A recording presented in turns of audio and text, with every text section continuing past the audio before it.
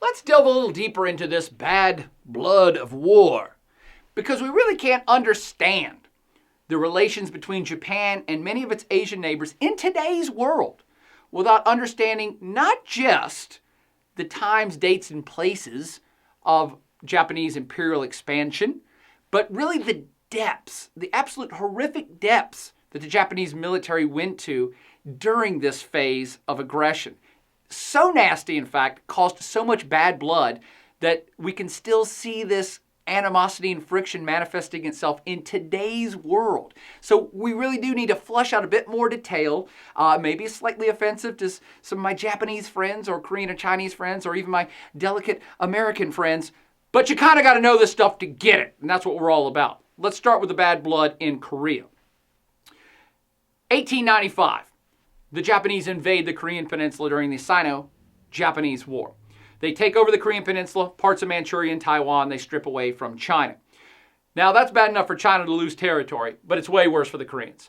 Because from 1895 to the end of World War II, in 1945, Korea is in essence a slave state. And there's no nice way to say this. It's a slave state. The Korean population is put to work in the salt mines, in the coal mines, in the steel mills, all in an effort to prop up and supply the Japanese war machine. On top of that, the Japanese military really comes in and crushes the Korean culture as much as possible, getting rid of Korean textbooks, getting rid of Korean history books, making Korean people assume Japanese names. I mean, it's bordering on genocide. It's pretty nasty business. But even that pales in comparison to what's going to happen to China. Not only do they lose territory in the 1895 Sino-Japanese War, but of course in 1900, the Japanese helped the Western powers suppress the uprising in China during the Boxer Rebellion. But it really gets bad for China in 1937, when Japan is now fully equipped and prepared to invade and take over China in its entirety. This period from 1937 to 1945, the end of World War II, is absolutely horrific and destructive for the Chinese. And they have not forgotten this period. In particular, the launch of this Japanese campaign started with something now referred to as the Rape of Nanking, a major city of millions in China that when the Japanese army, invading army, came and took over, they had perhaps 10, 20, 30,000 troops, and they easily rolled in and took over, but then they had to control a city of millions. And how does a group of 10 or 20 or 30,000 folks control a city of millions? The Japanese answer was complete, utter death and destruction. Just kill everybody. Make it so horrifically bad that nobody would dare raise their head or get out of line. They had a 6-week campaign of organized by the military, death, destruction, looting, raping, pillaging, just lining up whole city blocks full of men and boys and beheading them. I'm just killing them all. And if that wasn't bad enough, I mean, the Chinese still, to this day, mark this on their calendars and remember this date. The Rape of Nanking is not to be taken lightly by 1 billion Chinese people. Perhaps 200,000 to 250,000 Chinese civilians dead in the 6-week period. Civilians, my friends. But this violence was not contained to just Nanjing. Throughout the war years of Japanese occupation in China, there were Japanese war crimes of every imaginable ilk, forced labor, random killings, civilian targeting, and chemical and biological warfare against major Chinese cities. This is bad, bad stuff. I mean, to the point of the Japanese poisoning a town's water supply and just to catalog and see how fast it would kill them. Or the worst thing I ever heard was the Japanese filling bomber airplanes full of plague or TB infected rats and then flying them over major metropolitan areas in China and dropping the rats out just to see how fast the disease would be transmitted. Really, really bad stuff. At the end of this period, historians have estimated conservatively that you probably had 20 million Chinese casualties. Million! And maybe $300 billion worth of damages. Chinese historians say the numbers are closer to $400 billion in damages and 35 million Chinese dead, mostly civilians. Now, I am certainly not going to undervalue or underplay the war effort in Europe against the Nazis or the Holocaust, which was horrific, but keep this in context. The Nazis killed 6 million Jewish folks in the Holocaust and caused millions of other casualties during the war itself. Think about those numbers compared to 20 to 35 million Chinese dead, mostly civilian.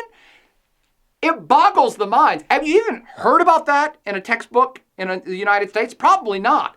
Again, this is of epic proportions. And I'm telling you this to get you to understand the animosity that still exists today between a lot of Chinese folks and Japan. So Korea, animosity towards Japan. China, animosity towards Japan. Even Southeast Asia to a lesser extent.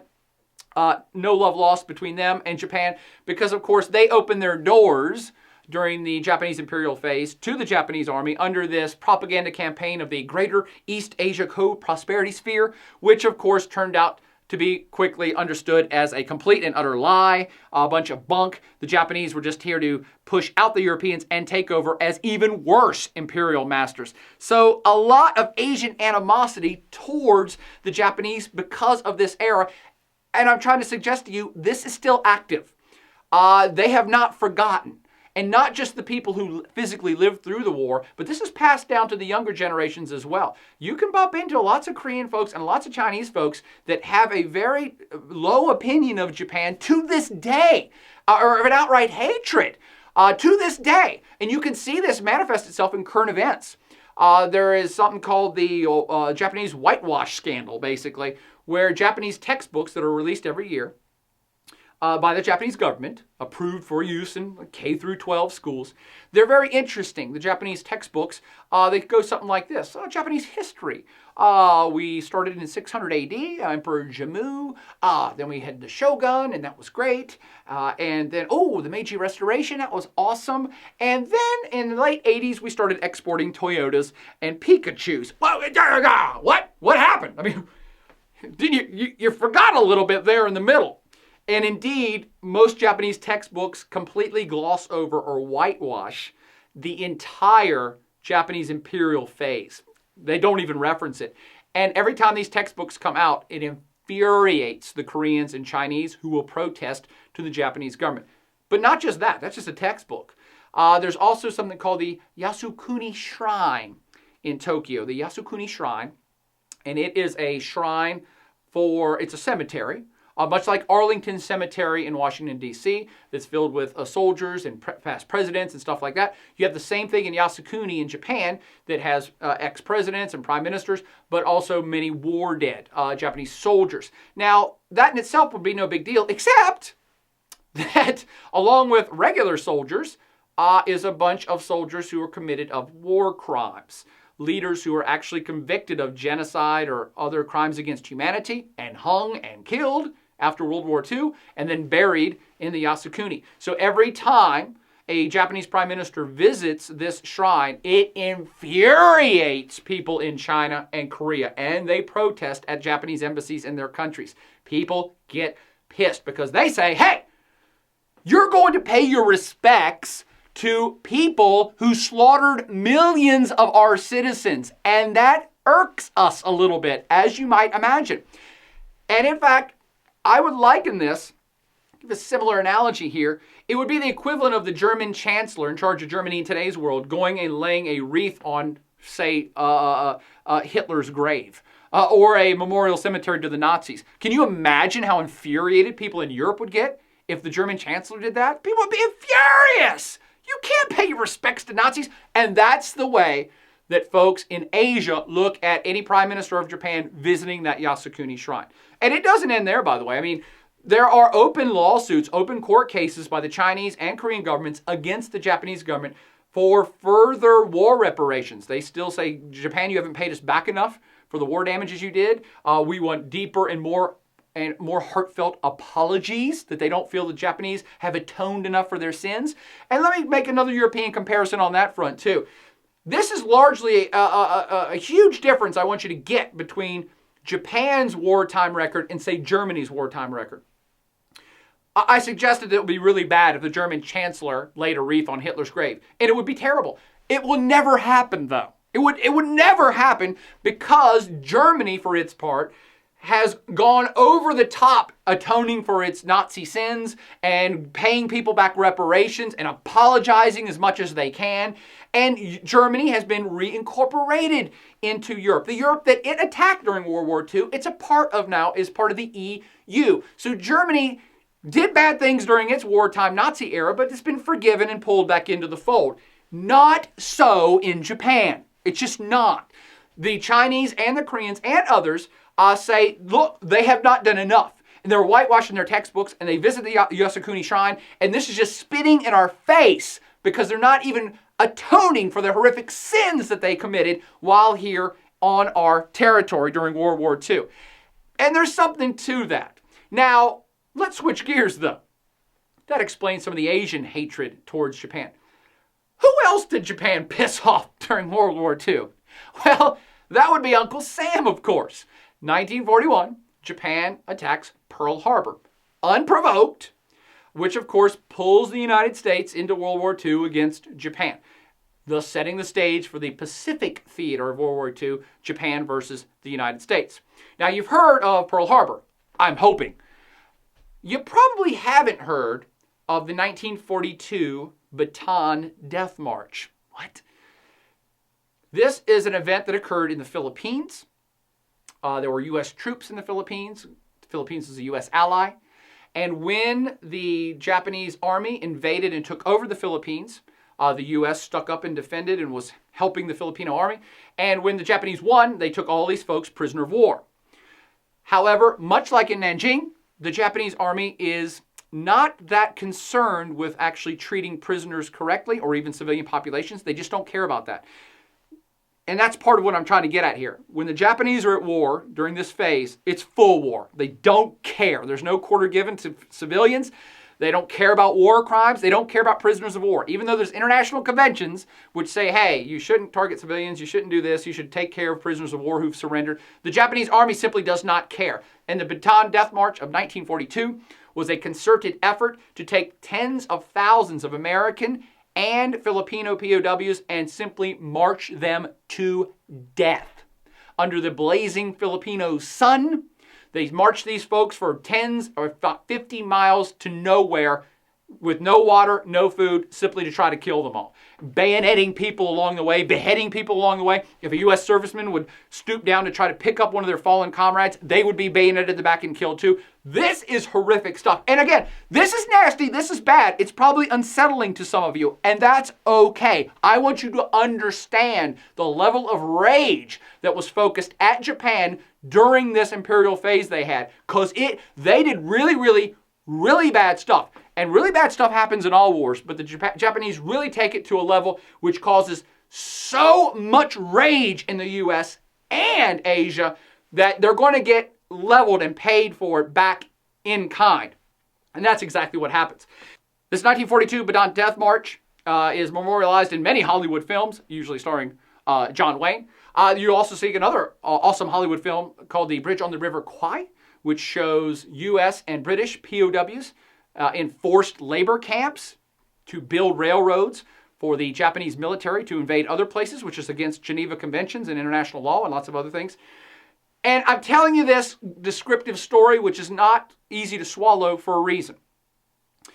All of these things made their way back to the U.S. press. People found out about the Bataan Death March, about the Bridge on the River Kwai, about all these aggressions against POWs, unarmed soldiers.